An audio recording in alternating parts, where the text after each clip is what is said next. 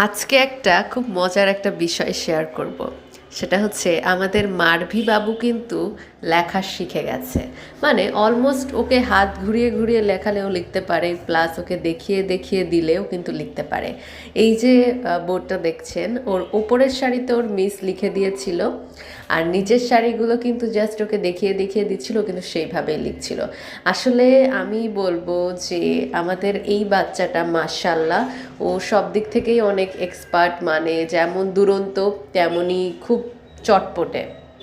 Even ওকে যেভাবে বলা যায় ও কিন্তু সেভাবেই করে, আর একদমই বিরক্ত হয় না। আর আজকে যে বিষয়টা হয়েছিল, আজকে ওর অনেকটা লেট হয়ে গেছে, স্কুল থেকে আসতে লেট হয়ে গেছে, প্লাস ওর মিসও একটু দ্রুত চলে এসেছিলো। এই জন্য বাচ্চাটা আজকে শাওয়ারও নেয়নি, তেমন কিছু খায়ও নি। এই যে পড়াচ্ছিল তার মাঝখানে আপি একটু একটু করে খাবার দিচ্ছিল, আর ওর আসলে প্রচণ্ড খিদে লেগে গেছে।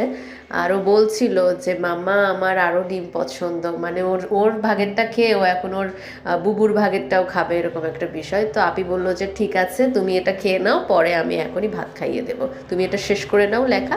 তো ও কিন্তু অনেক হচ্ছে বুদ্ধিমান অ্যান্ড অনেক বেশি অবেডিয়েন্ট। সবাই দোয়া করবেন আমার বাবুটা।